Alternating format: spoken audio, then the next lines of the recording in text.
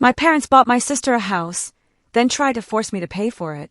I refused, so they dragged me to court, thinking they could win. But what happened next shocked them completely and made them wish they had never pulled this on me in the first place. My own parents put my name on the hook for nearly $500,000, all to buy my sister a house. They didn't ask. They just did it. And when I said no, my entire world turned into a public courtroom drama I never saw coming. It wasn't a nightmare. It was a Tuesday. 1 minute, I was a 32-year-old financial analyst, carefully building a stable life in Denver. The next, a thick envelope arrived, dragging me into a betrayal that shattered everything I thought I knew about family. I'd spent years grinding it out, working hard, making smart choices. So when I opened my mail and found mortgage documents for a house I'd never seen, never bought, addressed to me, a cold wave of confusion washed over me, quickly followed by a creeping dread. That dread solidified when my mother, Deborah, called. "Did you get the mortgage papers?" she asked, her tone unnervingly casual. That's when she dropped the bomb. "We've decided you'll be paying for Jessica's mortgage." I refused, of course. Who wouldn't? And that's when they sued me, demanding $480,000. What followed was a brutal family war, landing us all in court. To truly grasp how things spiraled so catastrophically, you need to understand my childhood. I grew up in Maryland with my parents, Deborah and Paul, and my younger sister, Jessica, who's 4 years my junior. From the earliest days, there was this undeniable imbalance. I was always the responsible one, the achiever, the one who had to have it all together. Jessica was coddled, protected, frankly spoiled. If I brought home an A-, the question was always, why wasn't it a perfect A? If Jessica scraped by with a C, they'd celebrate her passing and reward her with something nice. Our home wasn't overly abusive, nothing dramatic like that. But it was rife with these subtle inequities you only fully process as an adult looking back. Like how I got a used bike for my 16th birthday while Jessica got a brand new car for hers, or how I worked part-time jobs through high school while Jessica's only job was being a teenager. I was the first in our family to go to college. I busted my butt for a partial scholarship to the University of Colorado, took out student loans for the rest, and worked 20 hours a week at the campus library just to cover my living expenses. My parents contributed exactly nothing. Their excuse: they needed to save for Jessica's future. Back then, I didn't resent it. I was proud of my independence, my grit. Jessica, on the other hand, bounced through 3 different colleges over 5 years, never completing a degree. My parents paid her full tuition for each attempt, covered her apartment, gave her spending money, and never once questioned her when she dropped out to find herself. By the time she was 23, they'd sunk well over $150,000 into her abandoned educational pursuits, while I was still chipping away at my own student loans. After college, I landed an entry-level position at a financial firm. For 5 years, I lived with 3 roommates in a cramped apartment, ate more ramen than I care to admit, and funneled every spare dollar into my student debt. It was a tough road, but with a few promotions, I finally afforded my own 1-bedroom, built an emergency fund, contributed to my 401k, and paid off those loans by age 30. My financial independence was hard-won, and I was incredibly proud of it. Meanwhile, Jessica drifted from retail to waitressing to admin work, never staying anywhere longer than a few months. She lived in my parents' basement rent-free until she was 27. When she finally moved out, my parents co-signed her lease, paid her security deposit, and even furnished her new apartment as a housewarming gift. Throughout her 20s, my parents constantly expected me to financially prop her up. When her car broke down, Deborah would call me. "You're good with money, Sarah," she'd say. "Surely you can spare a few hundred for your sister's car repair. She really needs it for work." Or if Jessica wanted a vacation she couldn't afford, Paul would call to suggest I treat her as a birthday gift, even if her birthday was months away. Each time, I felt this confusing mix of resentment and obligation. I'd usually give in, telling myself it was a one-time thing. Family helps family, I'd think. But it was never just once. It became this unspoken expectation. Since I was doing well, I should subsidize my sister's lifestyle. Family gatherings grew increasingly tense as I entered my 30s. I'd mention a promotion or a small investment, and Deborah would immediately pivot to how Jessica was struggling to make rent or how her credit card debt was stressing her out. The implication was always painfully clear. My success meant I should be solving Jessica's problems. Last Thanksgiving was particularly uncomfortable. I'd just been promoted to senior financial analyst with a significant salary bump. I foolishly mentioned it when my aunt asked about work. Within minutes, Paul pulled me aside, asking if I'd consider helping with Jessica's debt consolidation loan. She's drowning in interest payments, he said. With your new position, it would barely make a dent in your finances. I deflected, claiming I needed to look at my budget, but as we were leaving, I overheard Deborah telling Jessica, "Don't worry, we'll figure something out with Sarah. She just doesn't understand how the real world works for normal people." The irony, coming from someone who had meticulously shielded my sister from the real world, was not lost on me. Despite all this, I still craved their approval. I wanted them to be proud of what I'd built through hard work and discipline, to see that I'd created something meaningful without the safety net they'd always provided Jessica. Deep down, I think I was still that little girl hoping that if I just achieved enough, they'd finally see me as worthy of the same love and support they so freely gave my sister. That hope, however misguided, was about to be shattered in the most devastating way imaginable. It was an ordinary Tuesday in April when I checked my mail after work.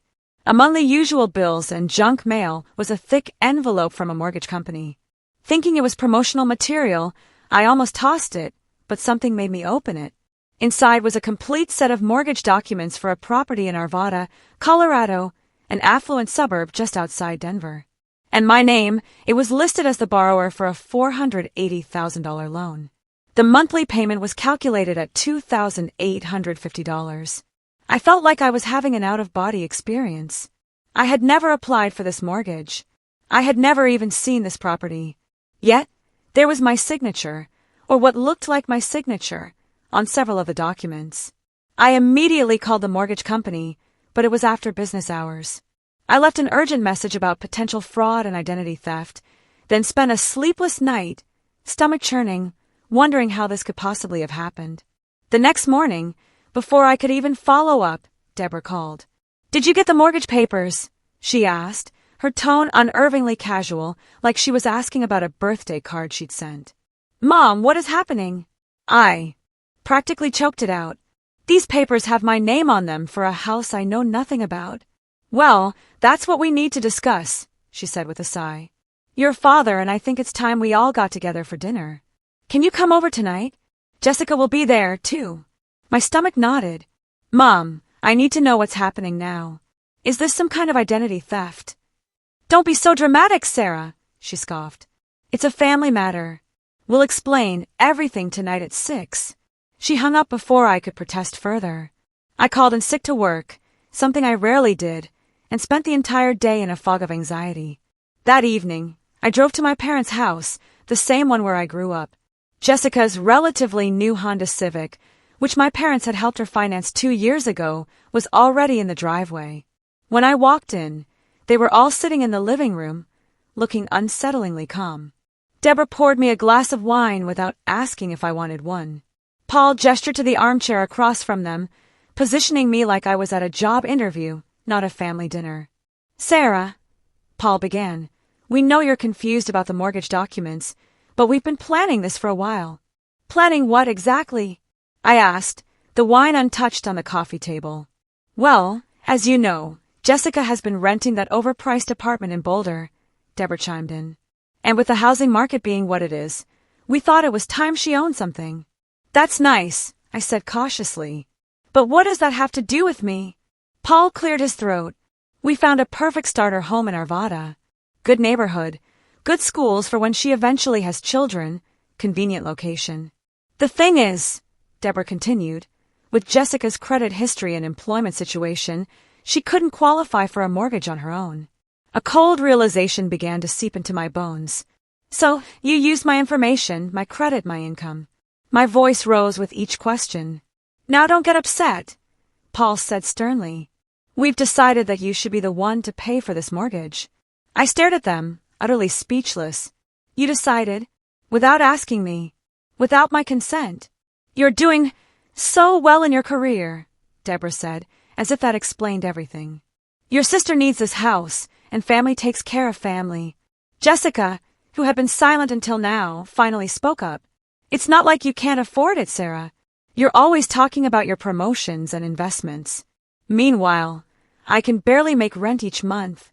Because you've never kept a job for more than a few months. I exploded. And even if I could afford it, which, by the way, I absolutely cannot without completely derailing my own financial future, that doesn't give anyone the right to commit fraud in my name. Fraud? Deborah frowned. That's a strong word, Sarah. How did you even do this? I demanded. How did you get my signature? My financial information. Paul shifted uncomfortably. We still had your old tax returns from when you lived at home. And your mother, well, she's always been good at copying signatures. I felt physically ill. So, you forged my signature on legal documents. Do you have any idea how serious this is? This is identity theft. This is fraud. This is a crime. Don't be so dramatic, Jessica scoffed. It's not like we're strangers taking advantage of you. We're your family. A family that apparently thinks it's okay to steal my identity and saddle me with $500,000 of debt without my permission. I was shouting now, unable to contain my fury and disbelief. Lower your voice, Paul commanded. The decision has been made. The house has already been purchased. Jessica moves in next week. The decision has not been made. I retorted, standing up. I did not agree to this, and I will not be paying for a mortgage I didn't sign up for. Tomorrow, I'm reporting this as fraud to the police and the mortgage company. There was a moment of stunned silence. Then all hell broke loose. Jessica burst into tears, wailing about how I was ruining her life. Deborah started listing all the sacrifices they'd made for me over the years, most of which were complete fabrications. Paul threatened to disown me. Do the right thing for once in your selfish life, he boomed. The right thing? I laughed bitterly. The right thing would have been to teach Jessica financial responsibility instead of enabling her dependence. The right thing would have been to respect me enough to at least ask before committing a felony in my name. I grabbed my purse and headed for the door. Deborah followed, grabbing my arm. If you walk out that door, she hissed, you're no longer part of this family. I looked her straight in the eye. If being part of this family means letting you destroy my financial future and break the law, then maybe I don't want to be part of it anymore. I drove home that night with tears streaming down my face, vacillating between rage, betrayal, and crushing grief. The family I'd spent my whole life trying to please had just revealed the true extent of their disregard for me. I wasn't a daughter to them. I was an ATM with an inconveniently independent mind. The morning after that disastrous dinner, I called my friend Sophia, a paralegal at a firm specializing in financial crimes. My voice still shook as I explained everything. Sarah, this is serious, Sophia said. What your parents did is identity theft and mortgage fraud. These are federal crimes with serious penalties. I know, I replied, feeling sick. But they're my parents, and it would destroy Jessica if they went to jail. Look, I'm not saying you need to press criminal charges right away, Sophia clarified. But you absolutely need to protect yourself legally and financially. This mortgage is in your name. If payments aren't made, it's your credit score that will tank, your future that will be affected. Sophia connected me with Eleanor Vance, an attorney at her firm, who agreed to see me for an initial consultation. Eleanor didn't mince words. We need to document everything, she said. Then we need to formally notify the mortgage company, the property records office, and potentially the police that this mortgage was obtained fraudulently without your consent. Will my parents go to jail? I asked, still conflicted despite their betrayal. That depends on whether you choose to press criminal charges, Eleanor explained. But regardless, you need to legally separate yourself from this mortgage before any payments are due. Over the next week, I gathered evidence, the forged documents, emails, and texts from my parents admitting what they'd done, and a detailed timeline of events. Eleanor helped me draft a formal letter to my parents, sent by certified mail, stating unequivocally that I would not accept responsibility for the mortgage, that I was aware of the fraud committed in my name, and that I would be taking all necessary legal steps to protect myself. 3 days after they would have received my letter, Paul called. I let it go to voicemail. Sarah, this childish tantrum has gone on long enough. His voice boomed from my phone speaker. "Your mother is beside herself, and Jessica has been crying for days. You need to grow up and accept your family responsibilities. Call us immediately so we can sort this out like adults." I didn't call back. Instead, I followed Eleanor's advice and sent formal notifications to the mortgage company and the county property records office, along with an affidavit stating that my signature had been forged. That's when things really escalated. My parents started calling me multiple times a day from different numbers to get around my call blocking. Deborah showed up at my workplace, creating a scene in the lobby until security escorted her out. Paul emailed my boss, Michael, claiming I was mentally unstable and making false accusations against family members. Thankfully, Michael recognized it for what it was, a desperate attempt to discredit me, and was incredibly supportive. Jessica launched what I can only describe as a smear campaign on social media. She posted tearful videos about how her successful sister was trying to make her homeless out of spite. She shared manipulated screenshots of text conversations between us, edited to make me look heartless.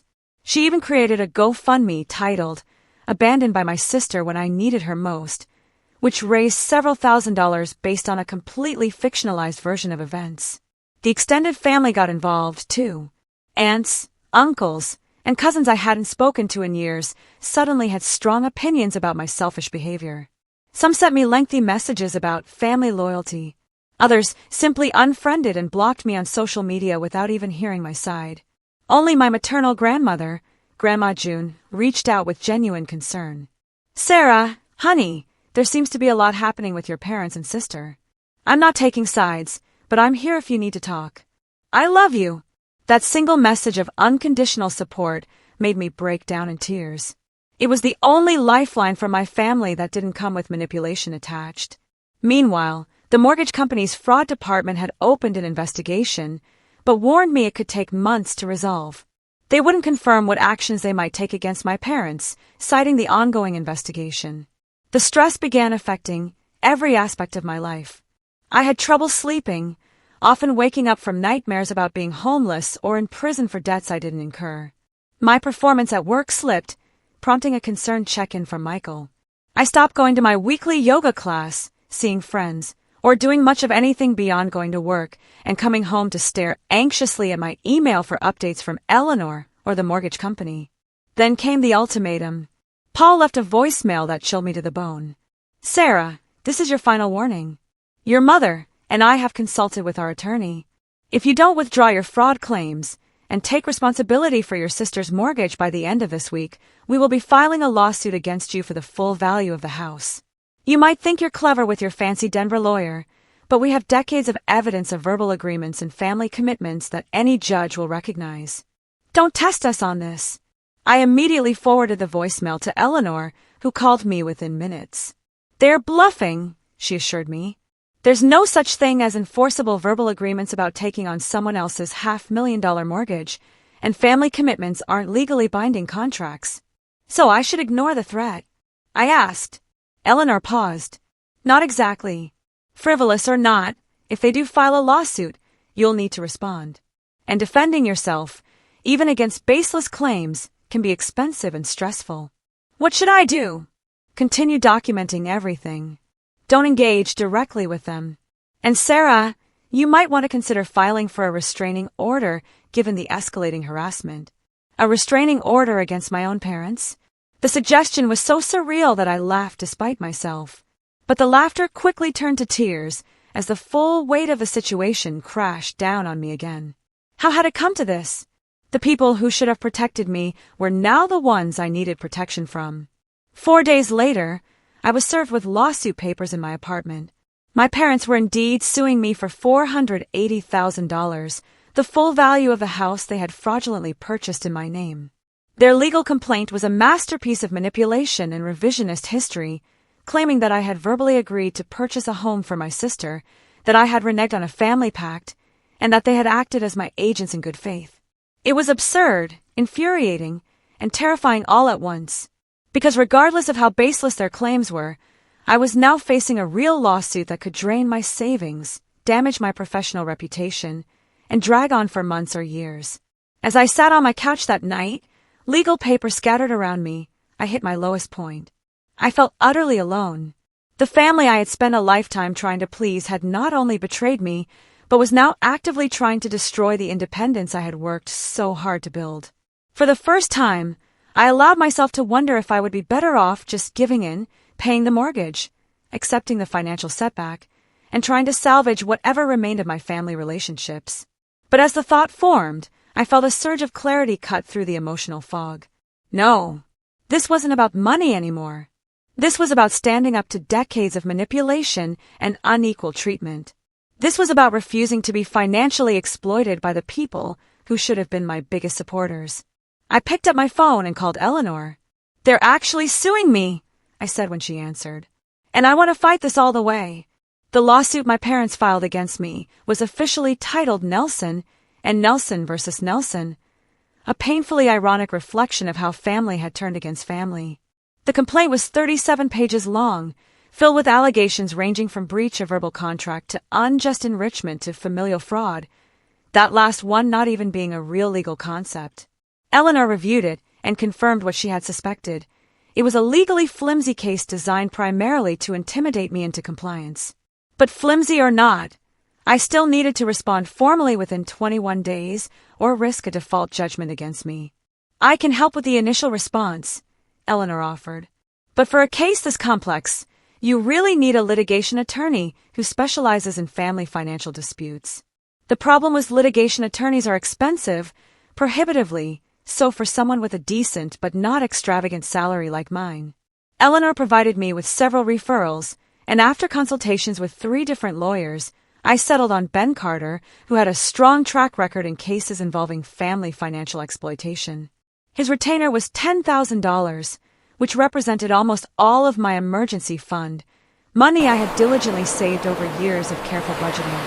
"I'll be honest with you, Ms. Nelson," Ben said during our initial meeting. "This case has no legal merit whatsoever. Your parents have no grounds to force you to pay for a mortgage you didn't consent to, especially one obtained through forged documents." "That's good news, right?" I asked. "Yes and no," he replied. "The good news is that we should eventually win. The bad news is that eventually could be a long and expensive road. Your parents' strategy appears to be to drain you financially and emotionally until you give up and settle." Ben helped me file a comprehensive answer to the complaint, denying all allegations and asserting counterclaims for harassment, intentional infliction of emotional distress, and defamation based on the false statements my family had made about me publicly. We also filed a motion to dismiss the case entirely, arguing that there was no legal basis for their claims. But as Ben had warned, the legal system moves slowly. The judge assigned to our case, Judge Carmen Soto, set a hearing date for the motion to dismiss 3 months away. In the meantime, my life continued to unravel. The mortgage company's fraud investigation was ongoing, but they informed me that until it was resolved, the mortgage remained technically in my name, a fact that was already impacting my credit score and ability to make any other major financial decisions. My sister, Jessica, had indeed moved into the house at the center of the dispute, posting smug photos on Instagram of her new home with captions like, "So blessed, and dreams do come true when you have people who love you." Each post felt like a deliberate twist of a knife. The financial strain became increasingly severe. Between the legal retainer, the ongoing attorney fees, and the time I had to take off work for depositions and meetings with Ben, I was rapidly depleting my savings. I had to cancel a planned vacation, stop contributing to my 401k, and start using credit cards for basic expenses like groceries, something I had proudly avoided since my post-college years. The emotional toll was even worse. I lost 10 pounds in a month because I couldn't stomach food. My hair started falling out in clumps from stress. I had panic attacks in the middle of the night, waking up gasping for air, convinced I was drowning in invisible debt. My few remaining friends tried to be supportive, but it was clear they were baffled. "Can't you just work this out?" they'd ask. "They're your family after all." Or worse, "Maybe you should consider helping your sister if you can afford it. Family is forever." These well-intentioned but clueless comments only deepened my isolation. No one seemed to understand the fundamental violation that had occurred, how my own parents had weaponized my financial responsibility against me, how they had committed actual crimes in my name, how they were now trying to legally strong-arm me into subsidizing my adult sister's lifestyle. Even my therapist, whom I started seeing weekly to cope with the anxiety, seemed to subtly suggest that perhaps there was a compromise to be found. Sometimes in family conflicts, winning the battle means losing the war, she said during one session. What would it mean to you to preserve these relationships, even at some financial cost? I didn't return to her practice after that session. I didn't need someone else suggesting that I should sacrifice my financial well-being on the altar of toxic family dynamics. 3 months into the lawsuit, my parents' attorney approached Ben with a settlement offer. I would take over the mortgage payments for 5 years, after which the house would be refinanced in Jessica's name, assuming she could qualify by then, and my parents would drop the lawsuit. Ben presented the offer without recommendation, simply asking what I wanted to do. I sat in his office, staring at the settlement document, a turmoil of emotions churning inside me. Part of me, the exhausted, financially drained, emotionally depleted part, was tempted to accept just to end the nightmare. 5 years of mortgage payments would be crippling, but not completely ruinous. I could recover eventually, but then I thought about what accepting would really mean. It would mean that my parents' tactics had worked. It would mean that forging my signature, stealing my identity, and then suing me when I objected was a successful strategy. It would mean signing up for 5 more years of financial control and manipulation. No, I said finally, my voice stronger than it had been in months. I won't settle. Not for 5 years. Not for 5 months. Not for 5 minutes. What they did was wrong, and I won't validate it by giving in now. Ben nodded, a hint of approval in his expression. I'll convey your response. And Ms. Nelson, for what it's worth, I think you're making the right call. The night before our court date for the motion to dismiss, I hit rock bottom. Sitting alone in my apartment, surrounded by legal documents, unpaid bills, and the remnants of a dinner I couldn't finish, I broke down completely. I sobbed until I could barely breathe. Great, heaving cries that seemed to come from the deepest part of me. I cried for the little girl who had always tried so hard to earn her parents' approval. I cried for the young woman who had put herself through college without support. I cried for the adult who had built a life of financial responsibility only to have it threatened by the very people who should have been proudest of her achievements. And as the tears finally subsided, I felt something shift within me. The grief was still there, but alongside it was a steely resolve. I would not be broken by this. I would not let them win. Whatever happened in court tomorrow, I would face it with the same determination that had carried me through every other challenge in my life. I texted Ben.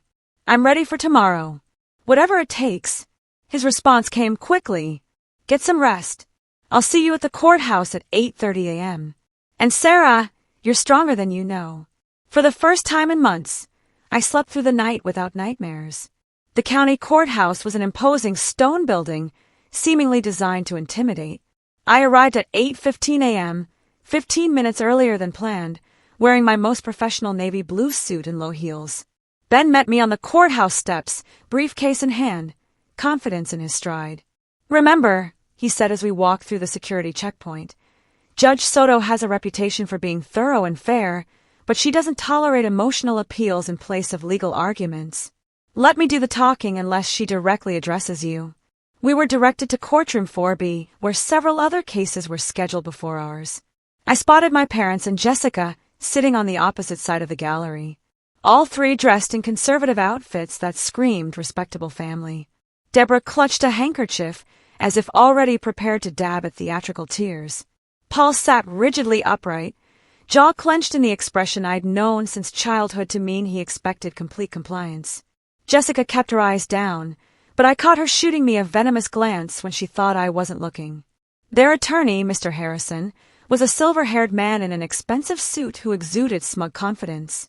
He nodded curtly in Ben's direction, but didn't acknowledge me at all. At precisely 9 a.m., the bailiff called the court to order, and Judge Carmen Soto entered. She was a black woman in her late 50s with close-cropped gray hair and intelligent eyes behind stylish glasses. She moved through the preliminary cases efficiently but not rushly, giving each matter her full attention before moving to the next. At 10:45 a.m., the bailiff finally called Nelson and Nelson versus Nelson. My stomach clenched as Ben and I approached the plaintiff's table while my parents and Attorney Harrison took their places at the defense table. "We're here on the defendant's motion to dismiss," Judge Soto stated, looking down at the file before her. "I've reviewed the complaint, the answer, and all supporting documents. Attorney Carter, as the moving party, you may begin." Ben stood and buttoned his jacket. "Thank you, Your Honor. This case should be dismissed with prejudice because it fails to state any valid legal claim upon which relief can be granted. The plaintiffs, Mr. and Mrs. Nelson, are attempting to enforce a non-existent verbal agreement that their daughter, my client, Sarah Nelson, would pay for a mortgage for a house purchased for their other daughter, Jessica Nelson." He proceeded to methodically dismantle each claim in my parents' lawsuit, pointing out that no evidence existed of any agreement, that verbal contracts for real estate transactions were unenforceable under the statute of frauds, and that my parents had admitted in writing to forging my signature on mortgage documents, a federal crime. "Furthermore, Your Honor," Ben continued, "we have filed a counterclaim for the emotional distress caused by this harassment campaign, as well as for the damage to Ms. Nelson's credit score and financial standing resulting from the fraudulent mortgage." Judge Soto listened attentively, occasionally making notes. When Ben finished, she turned to Attorney Harrison. "Counsel for the plaintiffs, your response." Harrison rose with a flourish. "Your Honor, this case is fundamentally about family obligations and implied contracts that exist within the unique context of family relationships. The Nelsons raised their daughter, provided for her education, and supported her career aspirations. In return, there was an understanding that when her sister needed assistance, Sarah would provide it. I had to bite my tongue to keep from interrupting with the truth, that my parents had contributed nothing to my education, and that any understanding existed solely in their imaginations. Ben had warned me to maintain a neutral expression regardless of what was said, but it took every ounce of self-control I possessed. Harrison continued, his voice taking on a dramatic quality. "The Nelsons acted as agents for their daughter in securing this mortgage, believing in good faith that she had agreed to help her sister achieve the American dream of home ownership. Only after the purchase was complete did Ms. Nelson renege on this family commitment, leaving her parents with no choice but to seek legal remedy." Judge Soto's expression remained neutral, but her next question suggested skepticism. "Counselor, are you arguing that parents have an inherent legal right to forge their adult child's signature on mortgage documents based on a presumed family commitment?" Harrison faltered slightly. Not in those exact terms, Your Honor, but within the context of a specific family dynamic." "Let's be very clear," Judge Soto interrupted. "The complaint itself acknowledges that Ms. Nelson's signature was applied to these documents without her physical presence. Are the plaintiffs disputing that this occurred?" "They're not disputing the signature issue, Your Honor," Harrison admitted, "but they maintain that they had implied authority to act on her behalf based on previous family financial arrangements." Judge Soto raised an eyebrow. "I'd like to hear directly from the plaintiffs on this point. Mr. Nelson, please approach." Paul stood and walked to the witness stand where he was sworn in. His testimony was a masterclass in revisionist history and emotional manipulation. "Your Honor, we've always been a close family that helps each other," he began, his voice warm and paternal. "When Sarah was succeeding in her career, we were so proud. We naturally assumed, based on our family values, that she would want to help her sister, who hasn't been as fortunate. Did you specifically ask Ms. Nelson if she would take on a $480,000 mortgage for her sister before you completed these documents?" Judge Soto asked. "Well, not in those exact words." Paul hedged. "But we've had many conversations over the years about Jessica's housing situation and Sarah's responsibility as the successful sibling to help out." "So that's a no," Judge Soto stated flatly. "You did not explicitly ask, and she did not explicitly agree." "It was understood," Paul insisted.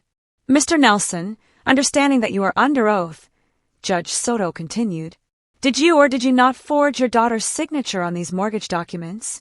Paul shifted uncomfortably. "I wouldn't use the word forge, Your Honor. My wife signed on Sarah's behalf because we genuinely believed she would want to help her sister." Judge Soto's expression hardened. "Mr. Nelson, signing someone else's name without their express permission is the definition of forgery. It doesn't matter if that person is your daughter or a complete stranger."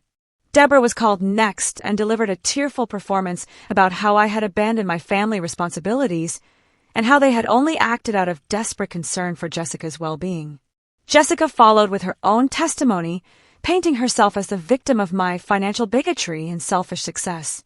Throughout their testimonies, Ben made occasional objections when their statements veered into hearsay or unsubstantiated claims, most of which Judge Soto sustained. When it was my turn to testify, I took a deep breath and reminded myself to stick to the facts. I explained how I had put myself through college without parental support, how I had built my financial stability through years of careful planning and sacrifices, and how I had never, not once, agreed to take on a mortgage for my sister. Ms. Nelson, Judge Soto asked, have there been previous instances where your parents made financial decisions on your behalf without your consent? Yes, Your Honor, I replied and proceeded to detail several smaller instances over the years.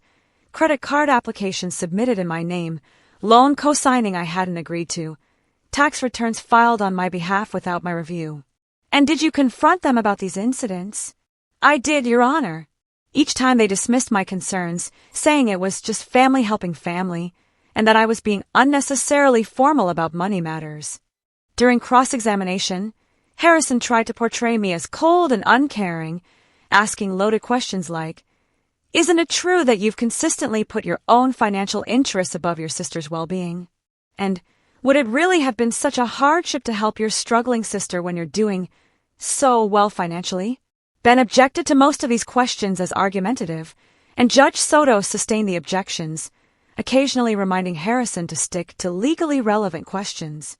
The most damning evidence came during the final phase of the hearing when Ben introduced a series of text messages and emails between my parents that I had only recently discovered through the legal discovery process.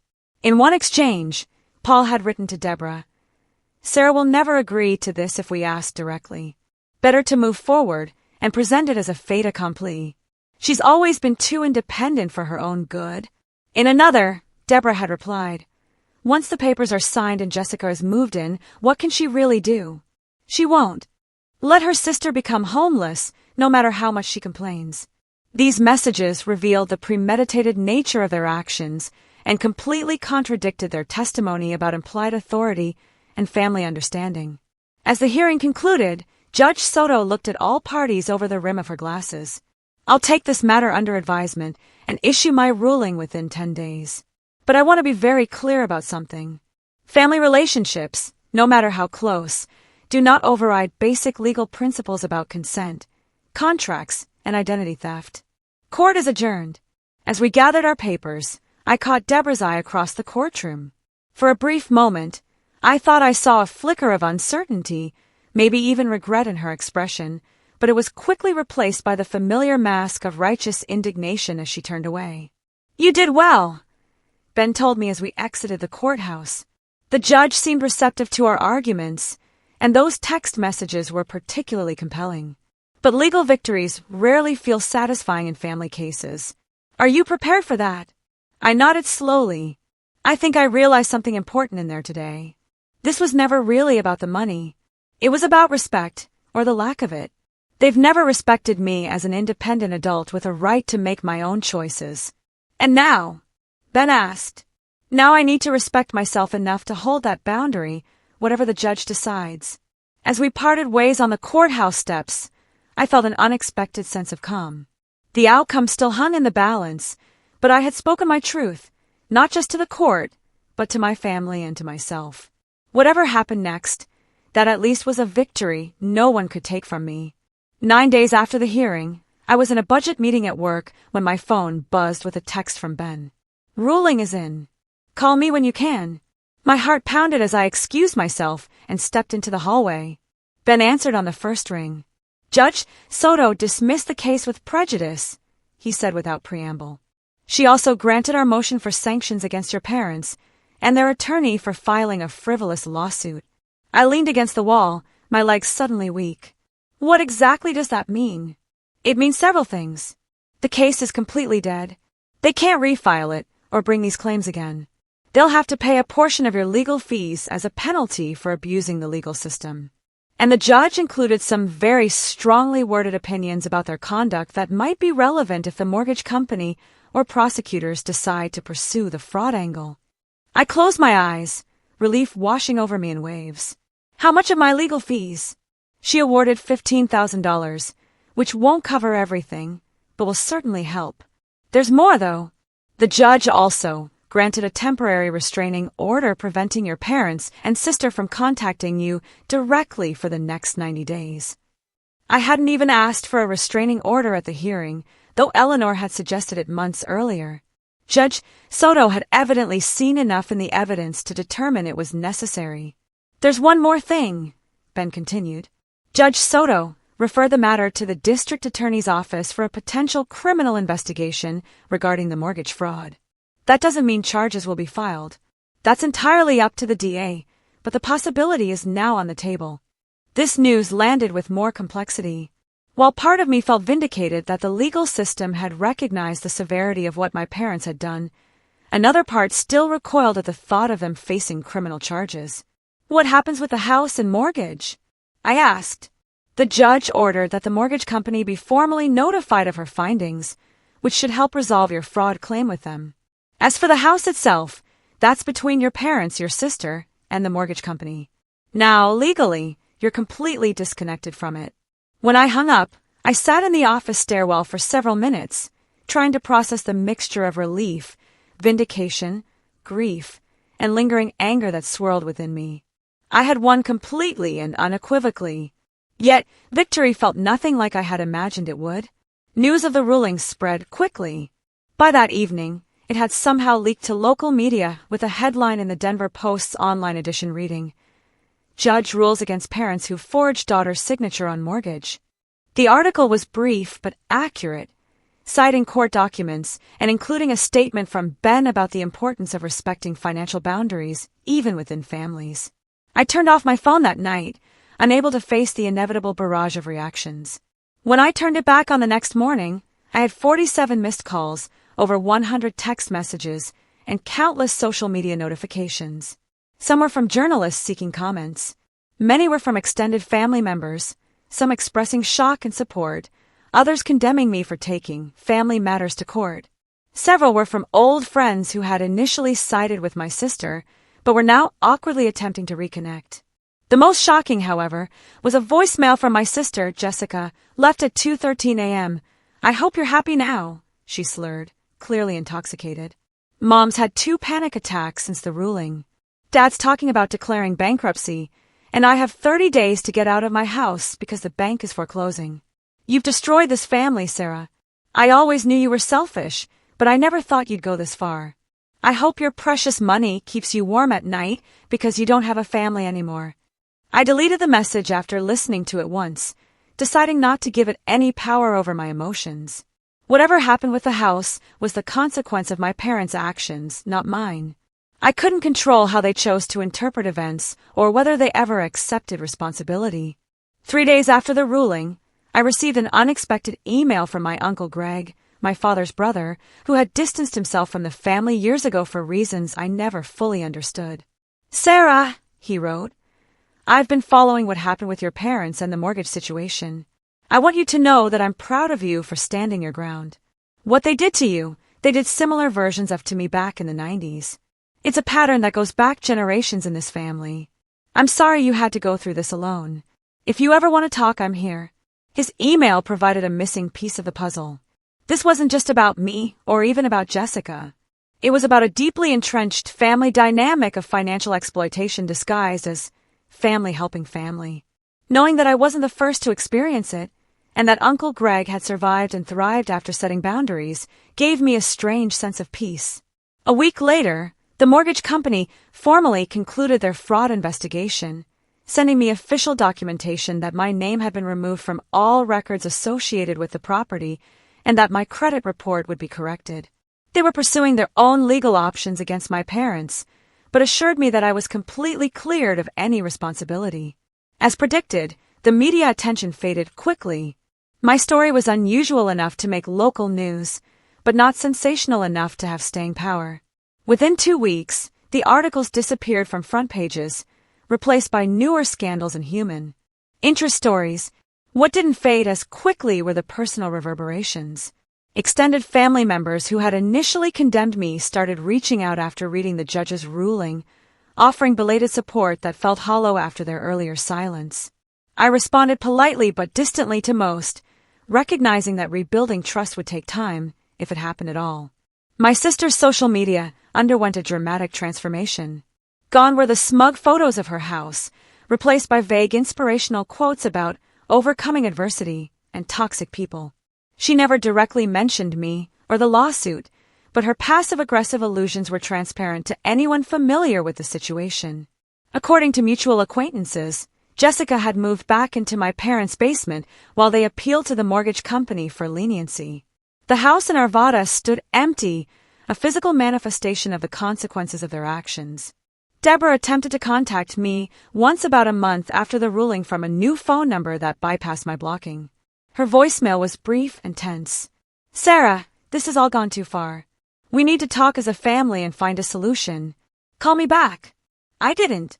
The most unexpected outcome came 6 weeks after the court ruling when I received a formal letter from the district attorney's office. They had reviewed Judge Soto's referral and had decided not to pursue criminal charges against my parents, citing my lack of interest in pressing charges and the civil remedies already applied. The letter concluded with a note that the decision could be revisited if new evidence emerged or if I changed my mind about criminal proceedings. I felt an immense relief at this news. While I had needed to protect myself legally and financially, I had never wanted to see my parents face criminal penalties. The civil ruling had accomplished what I needed, a clean break from the fraudulent mortgage and formal recognition that what they had done was wrong. As the initial shockwave settled, I focused on rebuilding my financial security. The $15,000 in awarded legal fees helped offset some of my costs, though I had still spent considerably more defending myself. I created a new budget, started rebuilding my emergency fund, and resumed contributions to my retirement accounts. More importantly, I began rebuilding my emotional well-being. I found a new therapist, Dr. Lena Patel, who specialized in family estrangement and financial exploitation. Someone who validated my experience instead of pushing for reconciliation at any cost. I reconnected with friends who had stood by me and gradually expanded my social circle to include people who respected boundaries and healthy relationships. 6 months after the ruling, I received an unexpected package at my apartment. Inside was a small wooden box I recognized from my childhood. A jewelry box my grandfather had made for me that had always remained at my parents' house. With it was a brief note in Grandma June's handwriting, "This belongs with you. Love always, Grandma." I called her that evening, and for the first time, she shared her own complicated history with my parents. "Your mother has always played favorites," she said gently. "She did it with her sisters, too. I should have stepped in more when you were young. But well, hindsight is always clearer." That conversation with Grandma June was the beginning of a new relationship between us, one based on mutual respect and honest communication rather than the performative family harmony that had masked dysfunction for so long. As the 6-month mark passed, I realized something important. Despite the trauma and financial strain of the lawsuit, I felt lighter than I had in years. The constant anxiety of waiting for the next unreasonable family demand had lifted. The exhausting effort of trying to earn approval that would never come had ceased. For perhaps the first time in my adult life, I was truly independent. Not just financially, but emotionally. The media attention had entirely disappeared by then. But occasionally, I would receive a message from a stranger who had heard about my case through legal circles or personal networks. "Your story helped me set boundaries with my own financially exploitative parents," one woman wrote. "Thank you for fighting so publicly for what was right." These messages reminded me that standing up for myself hadn't just been about a mortgage or money. It had been about challenging a narrative that financial exploitation is acceptable when it comes from family. A narrative that traps too many people in cycles of mistreatment disguised as love. I never did hear directly from my parents again. Through the family grapevine, I learned that they had indeed declared bankruptcy and were downsizing to a smaller home. Jessica had apparently found a job as an administrative assistant and was turning her life around, though what that meant in practical terms varied depending on who was telling the story. I wished them well from a distance, but I had no illusions about reconciliation. Some bridges, once burned, cannot and should not be rebuilt. Some relationships are healthier in their absence than in their presence. One crisp autumn day, about 8 months after the court ruling, I was having coffee with my friend Sophia, the paralegal who had helped me navigate the legal maze, when she asked a question that gave me pause. Do you ever regret standing your ground? I mean, given everything it cost you. I considered the question carefully, watching the steam rise from my coffee cup. No, I said finally.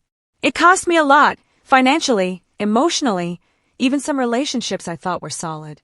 But it gave me something more valuable. The knowledge that I can protect myself, that my boundaries matter, and that I don't have to set myself on fire to keep others warm. Sophia nodded, understanding in her eyes. That's worth more than a house in Arvada. Exactly, I smiled. It's the foundation for building something better. 1 year after Judge Soto dismissed my parents' lawsuit, I found myself sitting in a small cafe in Boulder across from a young woman named Emily, who reminded me painfully of myself from 18 months earlier. She was clutching a folder of bank statements, her eyes rimmed with exhaustion and stress. My parents took out a car loan in my name, she explained, her voice trembling.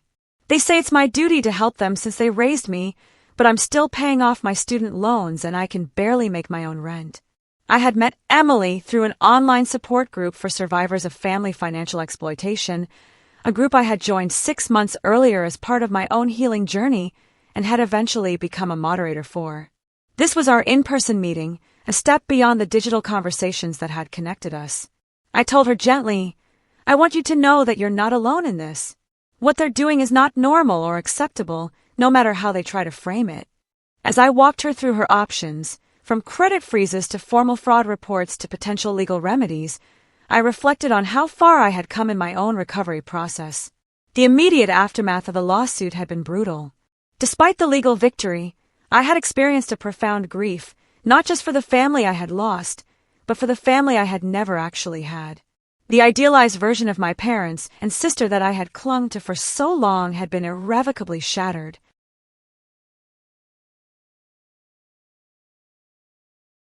Forcing me to confront the reality that they had always viewed me more as a resource than as a person with my own needs and boundaries. In those few months, I had oscillated between numbing detachment and overwhelming emotion. I would go days feeling nothing, efficiently going through the motions of work and basic self-care, only to be ambushed by waves of rage or sorrow that left me gasping. A song on the radio, a family photo on a colleague's desk, a casual mention of someone's weekend plans with their parents. Any of these could trigger a spiral of grief that felt bottomless. My therapist, Dr. Lena Patel, had been instrumental in helping me navigate this emotional terrain.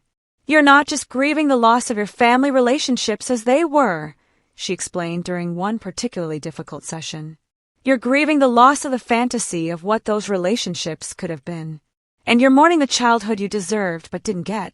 This framing had been revolutionary.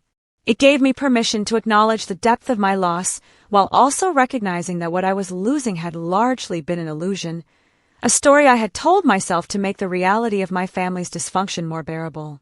Therapy also helped me untangle the complex web of guilt, obligation, and distorted responsibility that had been woven through my family relationships.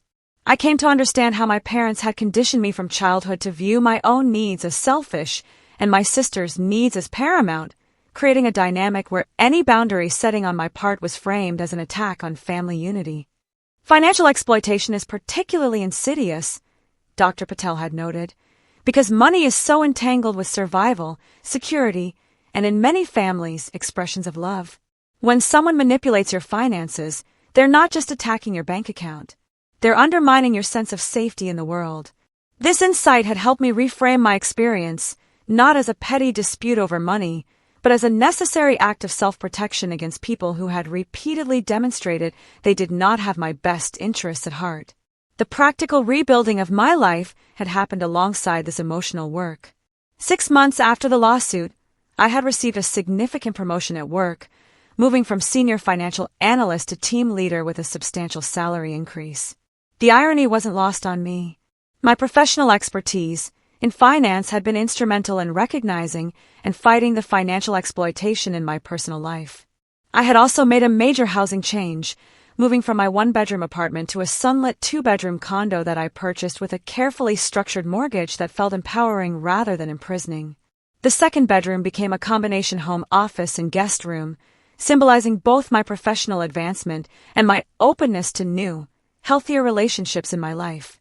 My social circle had undergone a similar transformation. While some friendships had been casualties of the family conflict, people who couldn't understand my harshness toward my parents or who felt uncomfortable with the messy reality of family estrangement, other relationships had deepened. Sophia, my paralegal friend, who had connected me with legal help, had become one of my closest confidants. My colleague, Michael, who had covered for me during my numerous court-related absences without question or judgment, had evolved from work friend to genuine friend. Most surprisingly, I had developed a meaningful relationship with my Uncle Greg, my father's estranged brother. Our initial email exchange had blossomed into regular phone calls and eventually visits. Through him, I gained insight into the intergenerational patterns of financial manipulation in my father's family, helping me understand that what had happened wasn't personal. It was a toxic pattern my parents were reenacting rather than a rejection of me. Your grandfather did the same thing to your father that he tried to do to you, Uncle Greg explained during one of our conversations. The difference is that your father capitulated, became part of the system, and then perpetuated it. You broke the cycle. That framing, that I had broken a cycle rather than a family, became crucial to my healing. It transformed my experience from a personal failure to maintain family harmony into a courageous refusal to perpetuate dysfunction. Another unexpected source of healing came through connecting with other survivors of family financial exploitation. The online support group, where I met Emily, had initially been just a place to share resources and advice. But it evolved into a community that provided the unconditional support and understanding that had been so conspicuously absent in my biological family. Within that community, I found my voice as an advocate. I began sharing my story more openly, anonymously in the group, then in a blog under my real name, and eventually in occasional speaking engagements at financial literacy workshops. Each time I articulated my experience, it lost a bit more of its power to hurt me and gained power to potentially help others. Your story gave me the courage to check my credit report, one group member wrote. I found 3 accounts I never opened. I wouldn't have looked if you hadn't shared what happened to you. Messages like this reinforced that something meaningful could emerge from my pain, that the boundaries I had fought so hard to establish could create safe space, not just for me, but for others struggling with similar violations. Around the 1-year mark after the lawsuit, I received an unexpected email from my sister Jessica. Unlike her previous communications, which had been filled with blame and entitlement, this message was subdued and tentative. I've been doing a lot of thinking, she wrote. I'm not ready to say I understand everything that happened or that I agree with all your choices, but I've started to see some patterns in how Mom and Dad interact with me that made me think about what you were trying to tell us. I'm working with a therapist now. I don't expect a response, but I wanted you to know. I deliberated for days about whether to reply. In consultation with Dr. Patel, I eventually sent a brief, compassionate, but boundaried response acknowledging her message and wishing her well in her therapy journey, but not opening the door to immediate reconciliation. Whatever healing might be possible between Jessica and me would require time, individual growth, and fundamentally changed dynamics, not a hasty papering over of deep wounds. There had been no further contact from my parents. Through family gossip that occasionally reached me via distant relatives, I knew they had downsized to a condominium after their bankruptcy, and that my father had been forced to delay his retirement plans. I felt no satisfaction in their financial difficulties, but I also recognized that they were experiencing the natural consequences of their own choices, not punishments I had inflicted on them. As for my own financial recovery, it had been slower but steadier than I initially feared. The legal fees had depleted my savings, but my new higher salary allowed me to rebuild my emergency fund within 10 months. I worked with a financial advisor to create even stronger protections for my assets, including identity theft monitoring services, regular credit freezes, and a comprehensive estate plan that explicitly outlined my wishes regarding financial decisions should I become incapacitated. You've turned financial trauma into financial empowerment, my advisor commented during our annual review. That's rare and impressive. Sitting across from Emily in that Boulder cafe, I could see in her the same mixture of fear, determination, and hope that had carried me through my own ordeal. As she asked questions and took notes, her posture gradually shifted from hunched defensiveness to something more upright and resolved. "What if they never forgive me?" she asked finally, voicing the question that had haunted me for months. "That's the hardest part," I admitted. But eventually, I realized I was asking the wrong question. The real question isn't whether they'll forgive you for protecting yourself. It's whether you'll forgive yourself if you don't. Emily nodded slowly, understanding dawning in her eyes. "I think I need to make some calls," she said, gathering her documents with new purpose. As we parted, I handed her my card. "Whatever you decide, you're not alone in this. The group is there, and so am I." Walking back to my condo afterward, I reflected on the strange, painful, ultimately liberating journey of the past 18 months. The family I had desperately tried to please for 32 years was no longer in my life. And that loss still ached in quiet moments. But in their place had grown something perhaps more valuable. An unshakable trust in my own judgment. A community of chosen family built on mutual respect rather than obligation. And the knowledge that I had the strength to protect my boundaries, even against the people I had been taught all my life to sacrifice them for. The lawsuit that my parents had intended as a tool of control had instead become the catalyst for my complete liberation from their emotional and financial manipulation. In trying to force me to pay for a house for my sister, they had inadvertently pushed me to build something far more valuable for myself. A life defined by authentic connections, clear boundaries, and the quiet confidence that comes from weathering a storm and finding yourself still standing on the other side. As I reached my building, my phone pinged with a message from the support group moderators. Another new member had joined, sharing a story distressingly similar to mine and Emily's. I paused on my doorstep, composing a thoughtful welcome message. The cycle of financial exploitation that had damaged so many families might never be completely broken. But each person who found the courage to say no more weakened its hold on future generations. That, perhaps, was the most profound lesson of my journey, that sometimes the most loving legacy we can leave is not financial support or material assistance, but the example of what healthy boundaries look like and the courage to maintain them, even at great personal cost. After hearing all of this, what do you think was the most valuable lesson I learned?